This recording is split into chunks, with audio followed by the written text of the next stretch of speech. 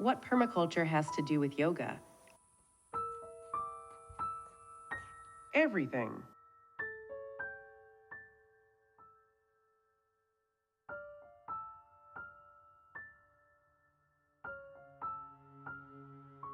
Permaculture is more than just swales and rainwater harvesting, and yoga is not solely gymnastics. Both are systems where everything is perfectly aligned on its own terms, contributing to equilibrium and prosperity in all aspects, including health, finances, housing, and overall well-being. Without this alignment, chronic illnesses are created, not only causing pain and suffering, but also corroding all aspects of life. Nothing is more expensive than ill health, which exhausts every possible resource, including time, the only priceless currency we all own.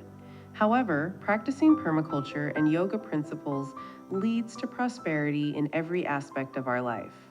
A positive attitude and the energy to pursue interests are the subsequent results of cultivating these principles. While seemingly disparate, permaculture and yoga share a profound focus on harmony, sustainability, and interconnectedness.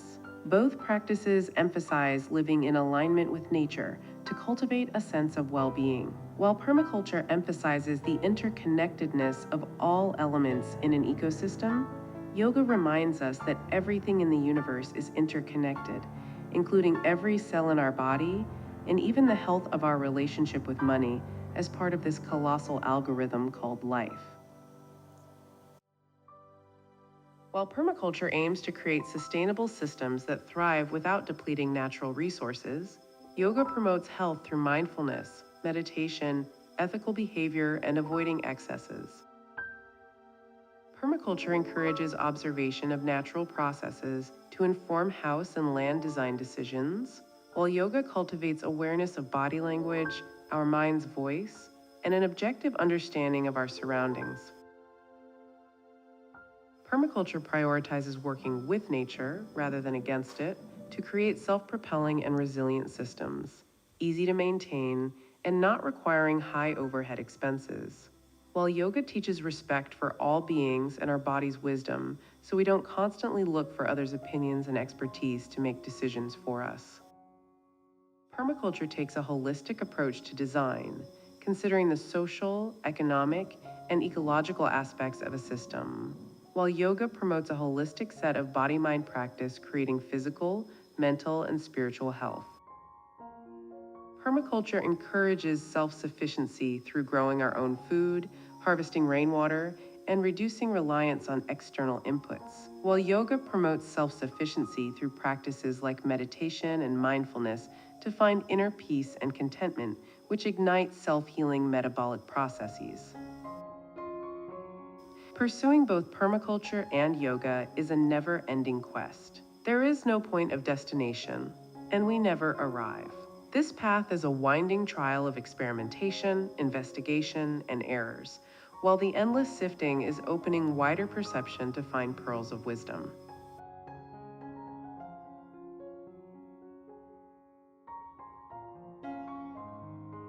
As we've pursued this less traveled road for 22 years, we've realized that the more we know and see, the more we understand how little we truly know. Things we once thought were important have become trivial and insignificant compared to the intelligence of weeds in our garden or the intelligence of our bodies, which instinctively know what, how, and when to do to keep us alive and well without any promoted trends and standards. Of course, we still make ourselves presentable outside our farm, but nothing beats the comfort of an old flannel shirt, walking barefoot, and a freedom of eating mango like a monkey.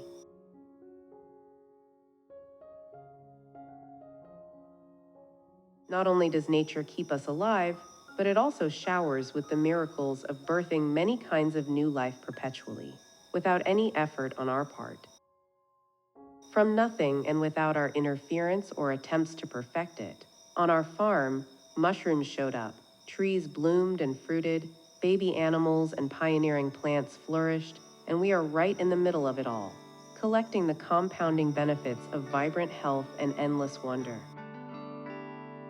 The totality of life is the only true perpetual mastermind that is not requiring humans to supplement with any synthetic energy or technological inventions to keep turning and creating in perpetuum. In the past 22 years after leaving the American dream, we have been graced and tumbled by the powers of nature. With noses to the ground and eyes open to the sky, it seemed everything outside wanted to move into our spaces to teach us what life is all about. This is when the paradigm shift started to root.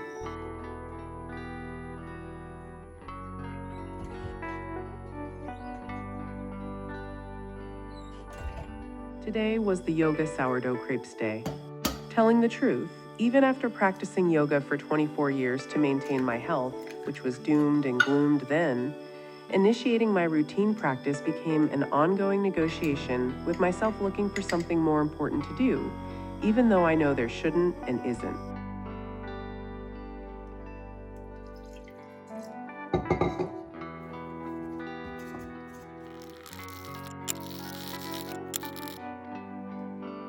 Perfect.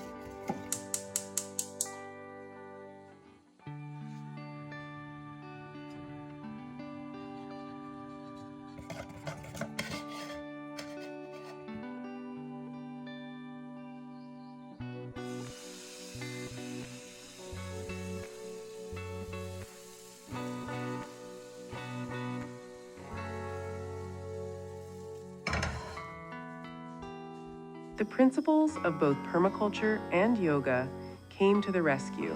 Why not follow instead of resisting and insisting?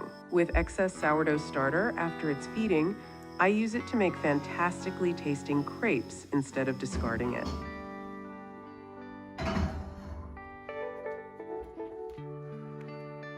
And now, instead of idling while waiting for crepes to cook, in between time is for yoga warm-up poses. The permaculture principles taught us to observe and follow, to respect and not to assume, to learn from seeing rather than insisting and forcing some established, simplified, one-fits-all claims.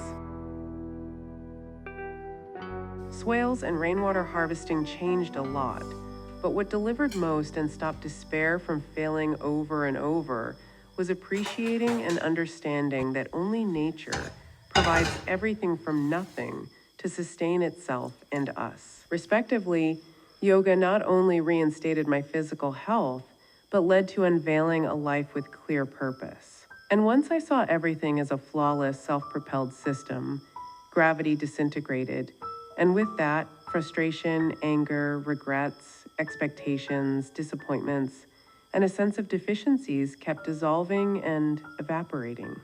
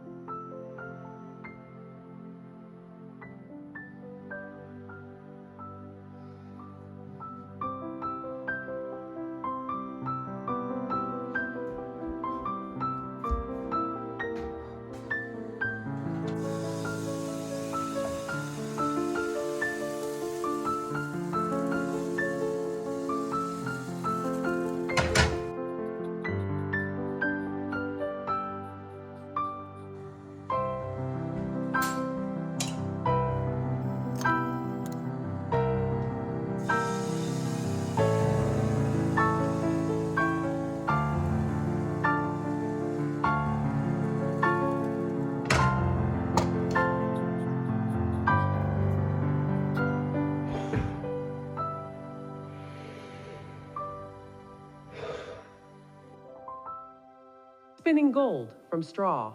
We eat these exquisite treats with spicy fillings, or savory, or sweet.